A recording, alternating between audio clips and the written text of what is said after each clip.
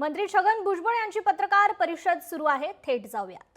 Commissions and 3 state backward classes commission considered the claim of Maratha community to be included in other backward class community, but all commissions rejected such claims. Rather, they were held to be belonging to a forward community.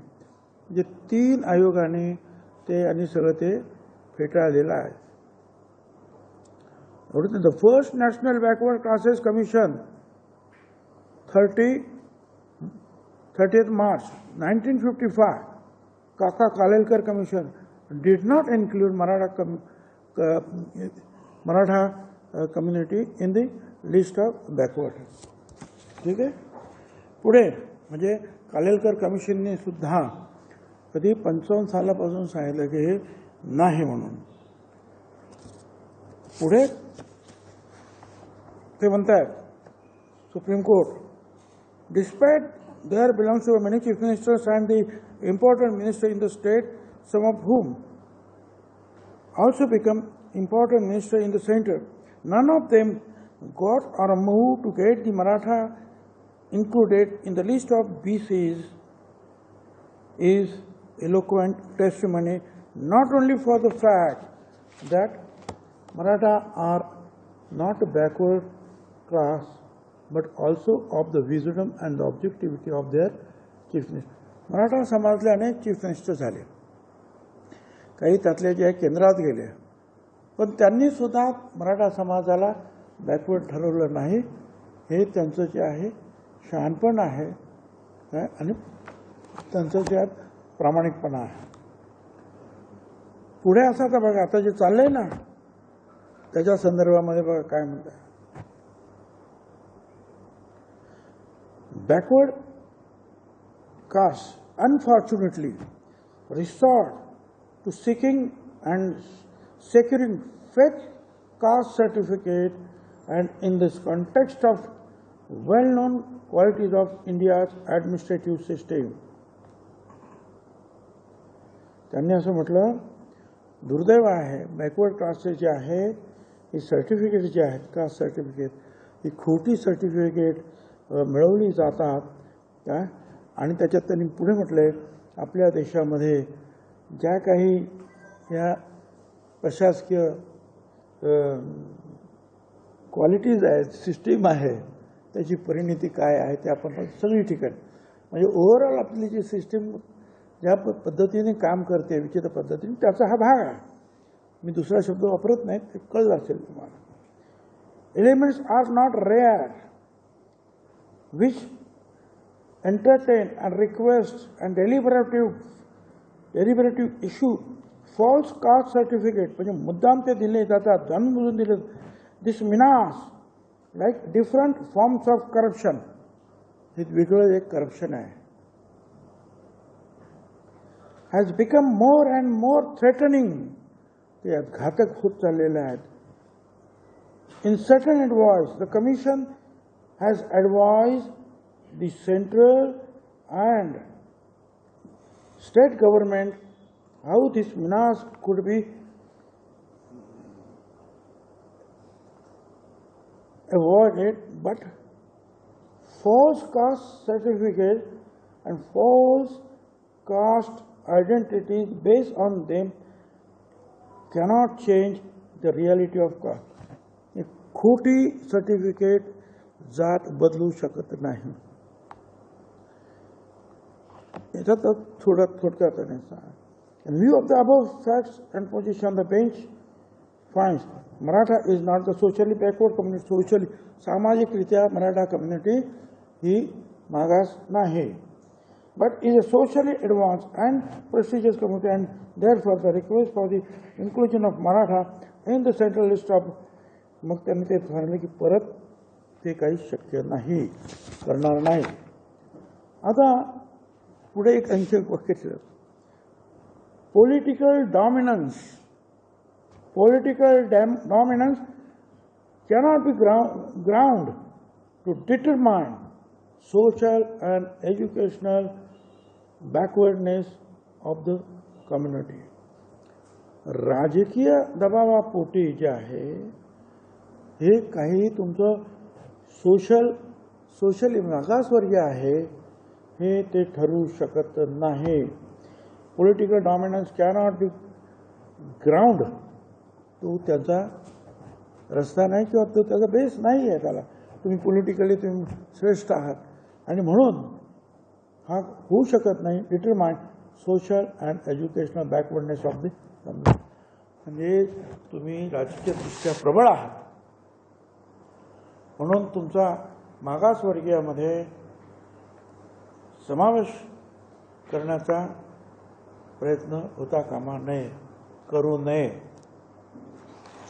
म्हणजे पानापानावर त्यांनी जे आहे याच्यावर लिहिलेलं आहे की मराठा कम्युनिटीला, आणि याच्यामुळे चक्क म्हटलेलं मराठा कम्युनिटीला कसं करा. मराठा कम्युनिटीला कर असं आहे. शिंदे कमिटी आली 24मध्ये, 23 काहीतरी मार्च का काहीतरी 24. त्यावेळेला आमच्या पुढे आले. ही शिंदे कमिटी एवढे लोक आहेत असं करतील काम आणि शोधून काढतील कुणबी नोंदी कुठे आहेत. मग त्यांनी जे आहेत काही लाख डॉक्युमेंट शोधले, नोंदी शोधल्या आणि काही लाख म्हणजे 2 लाखापेक्षा जास्त कुणबी सर्टिफिकेट दिले म्हणजे ओबीसी झाले. आणि हे काम त्यांना 2 ते 3 वेळा एक्सटेन्शन देण्यात आलं शिंदे कमिटीला, आपल्याला माहिती आहे. आणि ते काम संपलं आणि तो अहवाल त्यांनी मंत्रिमंडळात सादर केला. तो अहवाल मंत्रिमंडळाने स्वीकृत केला. म्हणजे आता शिंदे कमिटीचं काम तसं संपलं. आणि 2 वर्ष एवढी सगळी मंडळी जी आहेत ते त्या हैदराबाद, तेलंगण तिकडे सगळीकडे जाऊन शोधत होते काय काय आहे ते. मग आता हैदराबादचं काय आहे. आता एवढं सगळं केल्यानंतर हैदराबाद येतच कुठून. आता कशासाठी आलंय तर त्यांनी सांगितल्याप्रमाणे कुणबी नोंदी शोधायचं काम.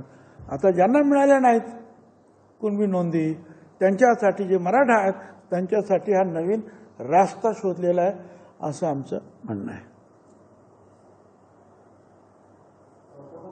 या संदर्भात तुमची उपसमितीची जी बैठक झाली त्याच्यामध्ये तुम्ही या संदर्भात नाराजी व्यक्त केली होती. आपल्याकडे सूचना तर नेमक्या सरकारला काय करण्यात येत आहेत किंवा काय नेमकं सांगण्यात येत आहे काय सरकारला आपल्याकडे या संदर्भात? नाही, आम्ही जे आहे मी तर स्वतः आमच्या आपल्या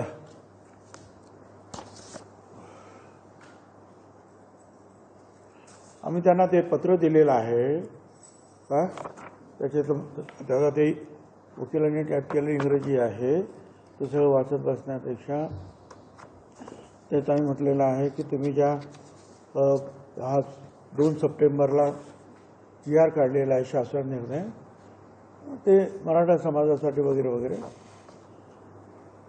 तर हा निर्णय घ्यायच्या अगोदर माध्यमामध्ये आलेल्या बातम्या आणि तत्कालीन जी परिस्थिती पाहता घाईघाईत एका समाजाच्या दबावाखाली मंत्रिमंडळासमोर न ठेवता, हरकती व सूचना न मागवता, शिवाय इतर मागासवर्गीय समाजाच्या विरोधाकडे दुर्लक्ष करून हा शासन निर्णय काढण्यात आलेला आहे. हा एक मुद्दा मी मांडला. सद्यस्थितीत ओबीसी घटकात 350हून अधिक जातीचा समावेश आहे.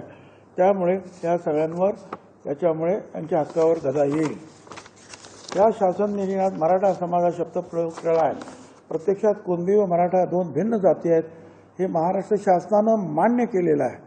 कुणबींना ओबीसी तर मराठा समाजाला सामाजिक व शैक्षणिकदृष्ट्या मागासवर्गीय SC/BC म्हणून शिक्षण आणि नोकरीत 10% आरक्षण दिलेले आहे.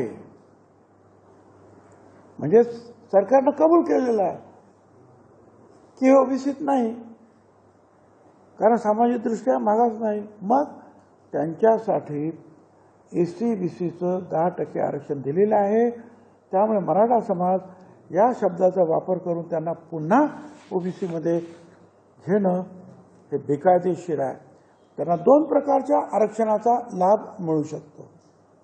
हा पण आहे, तो पण आहे. दुसरे म्हणजे सर्वोच्च न्यायालय, उच्च न्यायालयाचे निर्णय त्यानुसार तयार केलेले कायदे नियमावली यात जातीचा दाखला देण्याची प्रक्रिया स्पष्ट केलेली आहे की कशाप्रमाणे द्यायचं आहे. पण या शासन निर्णयाने मराठा समाजासाठी स्वतंत्र वेगळी प्रक्रिया ठरवली आहे जी ओबीसी आणि इतर जातीशी भेदभाव करणारी आहे. या देशातील या जाती कशा ठरवायच्या, कशाला कसं सामील करायचं कुठल्या गटात, त्याची एक प्रक्रिया ठरवून दिलेली आहे. ते सगळं बाजूला ठेवलं, तुम्ही नवीनच काढलं. हा शासन निर्णय जो आहे अत्यंत संदिग्ध, संभ्रम निर्माण करणारा आहे. हैदराबाद गॅझेटियर नोंदीच्या आधारे जात प्रमाण देण्याचा उद्देश आधीच 18/7/24च्या अधिसूचनेने शिंदे समितीच्या शिफारशीनुसार साध्य झालेला आहे. शिंदे समितीने 47,845 नोंदीचा अभ्यास करून 2,39,021 जात प्रमाणपत्र दिले आहेत. त्यामुळे पुन्हा शासन निर्णय काढण्याची गरज नाही. जात प्रमाणपत्र हे जातीला दिले जाते, समाजाला नाही. कुणबी जातीसाठी स्वतंत्र सवलत देणे इतर ओबीसी जातीशी भेदभाव करणार आहे. शासन निर्णयानुसार ग्रामपातळीवर समिती सक्षम प्राधिकाऱ्याला मदत करणार आहे. मात्र हे स्पष्ट केले नाही की ही समिती कोणत्या चौकटीत काम करेल. 2 शपथपत्राच्या आधारे चौकशी होणार. अर्जदाराने दिलेले शपथपत्र पूर्वज 13 ऑक्टोबर 67 रोजी तिथे राहत होते. त्यांच्याकडे जमीन नाही. त्याच गावातील कुळातील अशा व्यक्तीचे शपथपत्र ज्याला कुणबी जात प्रमाणपत्र मिळालेले आहे यावरून चौकशी करून जात प्रमाणपत्र दिले जाईल. पण अशा शपथपत्रावर आधारित चौकशी वैध ठरू शकत नाही. शिवाय 2012ला हे नियम केलेले आहेत. काय वैध आणि काय अवैध आहेत, घटक ठरवताना, जाती ठरवताना 2012च्या या नियमाशी याचा काय संबंध आहे हेही स्पष्ट होत नाही. या निर्णयामध्ये रिलेशन म्हणजे जाती, नाते, संबंध हा शब्द वापरला आहे, नाते संबंध. मात्र सरकारच्या 2000 सालच्या अधिनियमामध्ये 2000 सालच्या अधिनियमात रिलेटिव्ह नातेवाईक याची व्याख्या स्पष्ट करण्यात आलेली आहे. रिलेटिव्ह म्हणजे काय, नातेवाईक म्हणजे काय, इथे हा शब्द नाही वापरला. काय वापरला, रिलेशन. आणि मग हा नातेसंबंध रिलेशन हा अतिशय अस्पष्ट, त्यात पितृकुळ, मातृकुळ, दत्तक या सर्वांचा समावेश होऊ शकतो. त्यामुळे दूरच्या शेकडो लोकांच्या शपथपत्राच्या आधारे जात निश्चित केले जाऊ शकते, हे धोकादायक आहे. तसेच कुळ या शब्दाचा उल्लेख देखील केलेला आहे. परंतु कुळ या शब्दाची कोणतीही स्पष्ट व्याख्या नाही. त्यामुळे गोंधळ वाढणार. केवळ शपथपत्राच्या आधारे जातीचा निर्णय घेणे हे भारतात कुठेही मान्य नाही. आरक्षणासारख्या संवैधानिक विषयावर अशा प्रक्रियेचा अवलंब करणे धोकादायक आहे. आणि म्हणून त्या सगळ्याचा विचार करून 2/9/25चा निर्णय जो आहे याच्यातली संदिग्धता दूर करावी किंवा मागे घ्यावा. अन्यथा राज्यामध्ये तणाव आणि अराजकता निर्माण होण्याची शक्यता आहे. हे पत्र आम्ही काल त्यांना दिलेलं आहे. या संदर्भात आपण न्यायालयाच्या दरवाजे परत एकदा ठोठावणार आहात का, न्यायालयात या संदर्भात जाणार आहात का, काय भूमिका असणार आहे कोर्टाच्या पातळीवर? हे जे आम्ही मांडलं ना, हे न्यायालयाने आम्हाला सांगता येईल आम्हाला की आम्ही सुद्धा सरकारकडे गेलेलो आहोत. सरकारला सुद्धा आम्ही दिलेलं आहे. असं नाही की डायरेक्ट तुमच्याकडे आलो. आम्ही सरकारला सुद्धा विचारलेलं आहे. सरकारला सुद्धा सावध केलेलं आहे की याच्यामुळे काय होऊ शकतं ते. आणि मग हे जे आहे बाकीचे सगळं, आणि मग अनेक गोष्टी आहेत त्याच्यामध्ये. एक गोष्ट नाही आहे, अनेक गोष्ट आम्ही त्याच्यामध्ये मांडू शकणार आहोत. अशा अनेक आहेत. आणि अनेक निर्णय शासनाचे निर्णय आहेत, अनेक हायकोर्टाचे निर्णय आणि सुप्रीम कोर्टाचे निर्णय. नाही? हैदराबाद गॅजेटमुळे जे आता लागू केलेलं आहे त्या संपूर्ण गॅजेटमुळे ओबीसी आरक्षणाला धक्का लागलेला आहे असं आपलं थेट आरोप आहे. आताचा जो शासन निर्णय काढलेला आहे, पूर्वीचा एक काढलेला होता की शिंदे समितीने ज्या तिकडे जाऊन त्या नोंदी तपासाव्या, तो मान्य केला मंत्रिमंडळामध्ये आणि त्याप्रमाणे त्यांचं काम झालं. मी तुम्हाला सांगितलं किती मिळाले ते त्यांना. 2 लाखापेक्षा जास्त कुणबी त्यांनी दिले. म्हणजे काम संपलं. त्यांना वारंवार काम संपेपर्यंत आपण मुदतवाढ दिली आणि लाखो कागदपत्र त्यांनी गोळा केलेली आहेत, लाखो. हा दुसरा जो आहे त्याच्यावर कडी करणारा असं हा निर्णय आहे. म्हणजे ते सगळं बाजूला सोडून हा निर्णय घेतला. म्हणजे हे करायचं होतं तर शिंदे समितीचं कामच नव्हतं. मग हे डायरेक्टच केलं ना, सगळ्यांनाच करून टाकायचं आहे.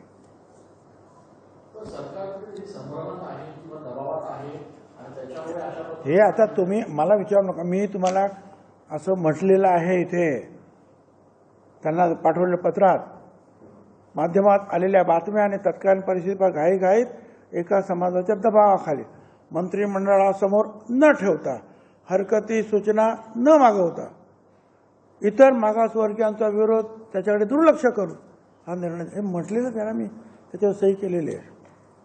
एकीकडे आपण सर्व मांडत असताना निर्णय मार्गी असं म्हणत असताना दुसरीकडे जरांगीने सरकारने सांगितलं 17 सप्टेंबर पूर्वी हैदराबाद गॅजेटनुसार जर नोंदी केल्यानंतर पुन्हा एकदा रस्त्यावर उतरू. राजकीय नेत्यांना आता लोकशाही आहे, रस्त्यावर कुणी उतरू शकतो आणि बाकीचे काही उतरू शकत नाही असं काही. का रस्त्यावर काही अशी बंदी तर नाही आहे की ओबीसीने उतरू नये.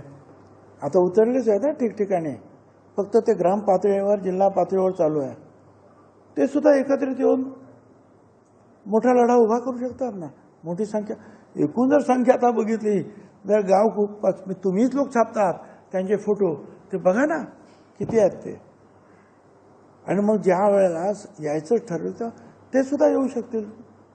सर, काल जरांगे पाटलांनी बोलताना असे म्हटलं की भुजबळांना थेट जेलमध्ये घालायचं आरक्षणाचा मागणी. घ्या ना, माझं काय चुकलं असं आहे ना, या देशामध्ये लोकशाही आहे, या देशामध्ये जरांगेशाही अजून यायची आहे, ती अजिबात येणं शक्य नाही. बाकीच्या राज्यांमध्ये, देशांमध्ये आजूबाजूला गडबड होते आहे, परंतु बाबासाहेब आंबेडकरांचं संविधान एवढं मजबूत आहे की त्यांनी आपल्या अनेक राज्यांना, अनेक भाषांना, अनेक जातींना, अनेक धर्मांना एकत्रित बांधून ठेवून ही लोकशाही जी आहे आतापर्यंत जपलेली आहे. त्यामुळे जरांगीशाही येण्याची सुद्धा मात्र शक्यता नाही. साहेब, आपण असं म्हणाल की याच्यामध्ये संदिग्धता आहे आणि गोंधळ निर्माण करणारा हाजीर आहे, अन्याय करणारा आहे, ओबीसी समाजावर अन्याय करणारा आहे. हा गोंधळ कोण निर्माण करत आहे आणि ओबीसीवर हा अन्याय नेमका कोण करत आहे? आता ज्यांनी केली ती जी समिती वगैरे केलेली होती त्यांनी, काल आम्ही त्यांना विचारलं, म्हणजे मी विचारण्यापेक्षा काल बावनकुळेनेच विचारलं मिटिंगमध्ये, ते जे सेक्रेटरी होते डिपार्टमेंटचे, आणि त्यांना की तुम्ही याच्याकडे फाईल आहे का तुमच्याकडे, हे जे काही काढलं, तुम्ही हे शब्द काढायचे घालायचे, तुम्ही लॉ ज्युडिशरीला म्हणजे विधी न्याय खात्याला विचारले होतं का, त्यांचं काय आहे का लेखी की चालेल म्हणून? नाही, काही नाही. अहो, एखादा असं काढायचं असेल तर 10 वेळेला त्या विधी न्याय खात्याकडे जातं आणि ते तपास आणि मग सांगतं हे कायद्यात बसतंय, हे नाही बसत, हे शब्द असे आहेत, ते शब्द हे गेलेच नाही. एवढं महत्त्वाचं विषय कालच्या मिटिंगमध्ये आम्हाला समोर आलं सगळं. बावनकुळेंनी पण असं म्हटलं की पूर्वी सर्टिफिकेटचे जे सुरुवातीचे आधी गव्हर्नमेंटचे आता जे नियम आहेत तेच लागू आहेत, या पद्धतीने दिले जाणार नाही. बरोबर आहे, माननीय मुख्यमंत्री सुद्धा तेच म्हणतात, हे पण तेच म्हणतात. पण जरांगे काय म्हणतो, आणि त्यापेक्षाही हे पत्रक काय म्हणत आहे, शेवटी नियमात आणि कायद्यात तुम्ही जे काही निर्णय काढले त्याचे शब्दाचा केस काढला जातो. लेखी आक्षेप दिलेले आहेत त्याला उत्तर सरकारने दिलं आहे. आता दिलेलं परवाच्या दिवशीच दिलेलं आहे, त्यामुळे एवढ्या लवकर कदाचित येणार नाही. त्यांना सुद्धा दसऱ्यानंतर ओबीसीचा मुंबईमध्ये दसऱ्यानंतर ओबीसी मुंबईमध्ये धडकणार अशा पद्धतीची तयारी सुरू आहे का काय? हे बघा, मराठा समाज एक समाज आहे ना, तरी त्याच्यामध्ये जरांगे एक बोलतो, ते सराटे आणखीन काय बोलतात, ते दुसरं, त्यांच्यात पण मतभेद आहेत ना. समाज एक आहे. अरे आमच्या तिथं 374 जाती आहे भाऊ, त्या पण मोठ्या मोठ्या जाती आहेत. अनेक संघटना आहेत, प्रत्येक संघटनेचे नेते सुद्धा आहेत. ते सगळीकडे घेत आहेत ना, कोण कुठे कोण कुठे कोण कुठे जे आहेत हे जनजागरण करतायत, उठाव करतायत, तहसीलला जात आहेत, कलेक्टर ऑफिसला जात आहेत. आणि त्यांची सगळ्यांची मागणी आहे. माझ्याकडे सुद्धा त्यांचे फोन येत आहेत. तर म्हटलं जरा थांबा, आता आपण कोर्टात जातो आहोत काय, आमची थोडे दिवस तोपर्यंत जे आहेत आपल्याला दसऱ्यानंतर आहे ना, वेळ आहे ना थोडंसं अजून, बघूया ना तोपर्यंत काय काय होत आहे ते. राठोड समाज मोर्चा करणारे शहापूरपासून थेट हं?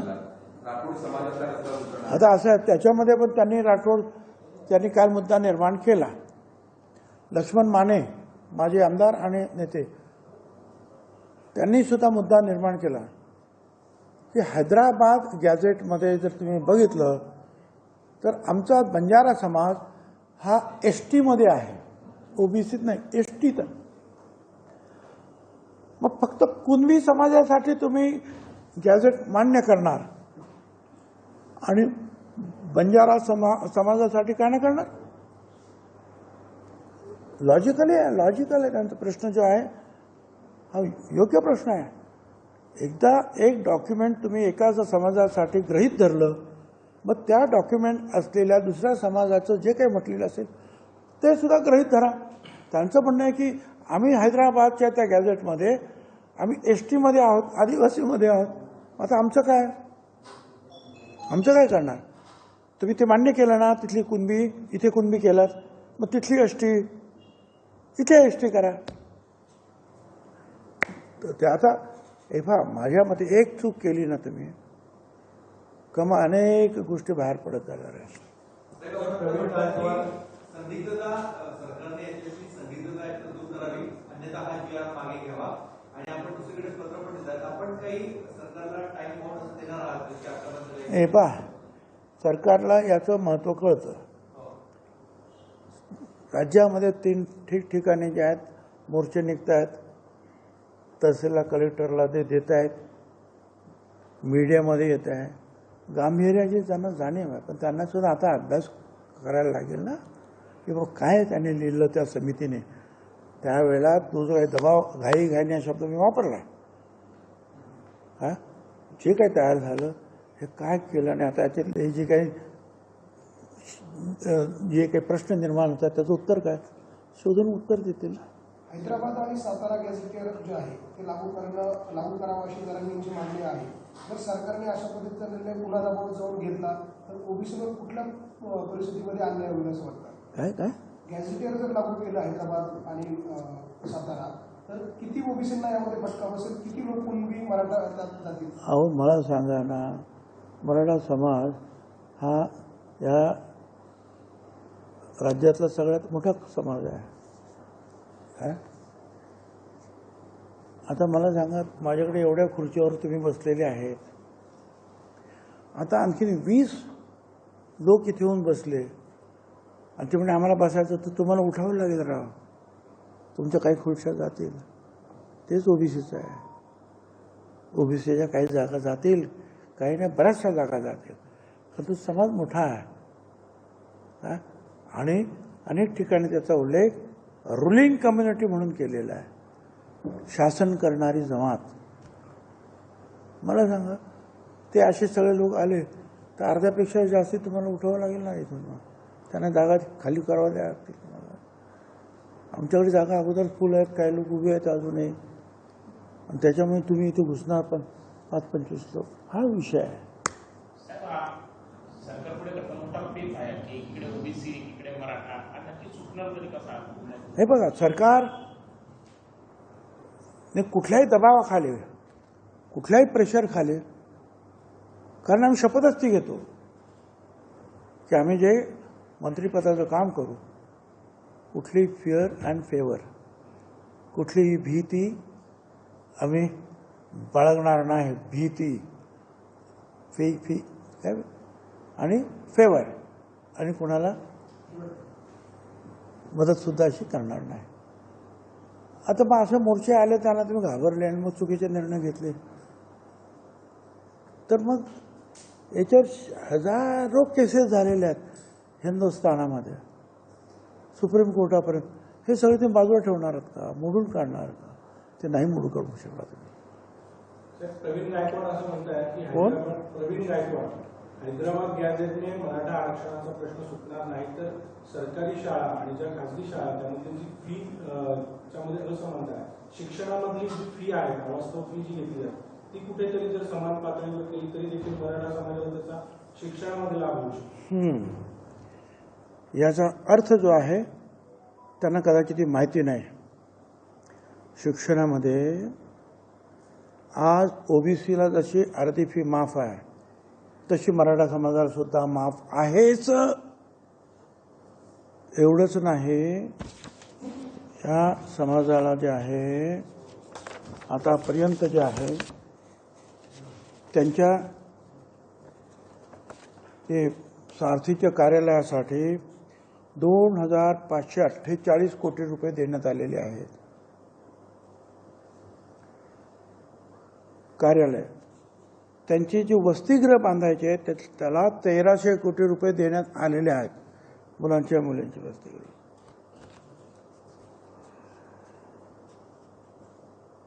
ज्या मुलांना काही उद्योग करायचा आहे त्यांना महामंडळातर्फे थेट कर्ज, जे अण्णासाहेब पाटील महामंडळ थेट कर्ज 1,248 कोटी रुपये देण्यात आलेले आहे. आणि बँकाकडून त्यांना मदत करून जे कर्ज वितरित केले आहे ते आहे 12,600 कोटी रुपये. आणि आणखीन बरंच आहे, ते मी तुम्हाला महत्वाचं आहे. म्हणजे एक तर इतर मागास वर्ग जो हा याचा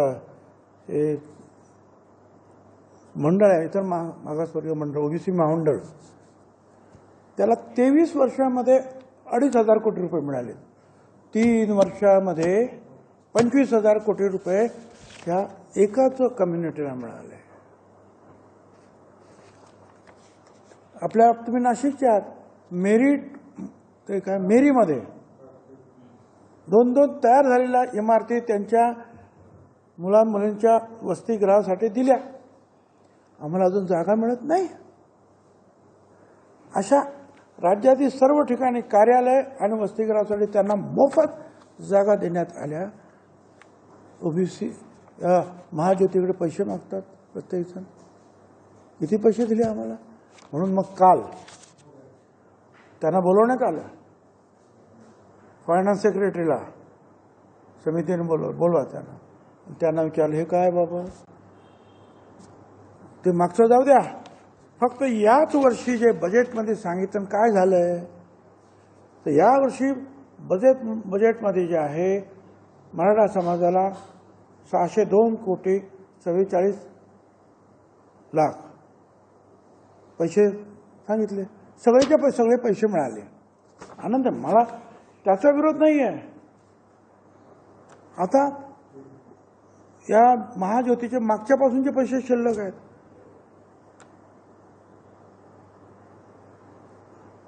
ते किती आहेत?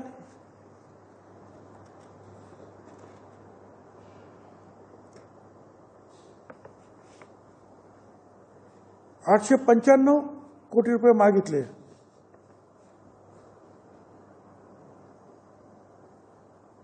त्यांना कट लावून दिले फक्त 267 कोटी रुपये. 60% कट लावलेला. इथे 100% दिले. लोकशाही मराठी ऐका, पहा, जागरूक रहा.